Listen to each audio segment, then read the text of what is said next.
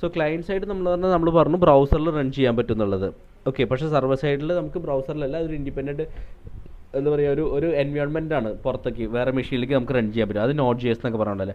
ഇപ്പോൾ so client സൈഡിലാണ് നമ്മുടെ ജാവാസ്ക്രിപ്റ്റ് ഒറിജിൻ ഉണ്ടായത്. ഓക്കെ, സോ പിന്നെ ഓരോ ബ്രൗസറും അവരുടേതായ ജാവാസ്ക്രിപ്റ്റ് എക്സിക്യൂഷൻ എഞ്ചിൻസ് ഉണ്ട്. നമ്മുടെ ക്രോമിൽ V8 എഞ്ചിൻ എന്നൊക്കെ പറയണ പോലെ തന്നെയാണ്, ലൈക്ക് ഫയർഫോക്സിന് മുമ്പ് നമ്മൾ പറഞ്ഞത് ഏത് എഞ്ചിനാണ് യൂസ് ചെയ്തതെന്നൊക്കെ ഉള്ളത്. സോ അതൊക്കെ ഓരോ ബ്രൗസറിനും അവരുടേതായ ഡീഫോൾട്ട് ജാവാസ്ക്രിപ്റ്റ് എക്സിക്യൂഷൻ എഞ്ചിൻസ് ഉണ്ട്. ഓക്കെ, പിന്നെ ബ്രൗസർ സൈഡിൽ എന്താ അഡ്വാൻറ്റേജ് വെച്ചാൽ നമുക്ക് ലൊക്കേഷൻ ബ്രൗസർ APIs ഉണ്ട് കുറച്ച്, അത് ആക്സസ് ചെയ്യാൻ പറ്റും.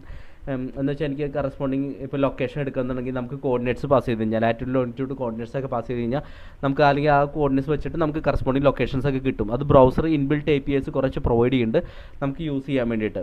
ഓക്കെ, അത് ക്ലയൻറ്റ് സൈഡിൽ. ഇനി സർവർ സൈഡിൽ നോക്കിക്കഴിഞ്ഞാൽ നമ്മൾ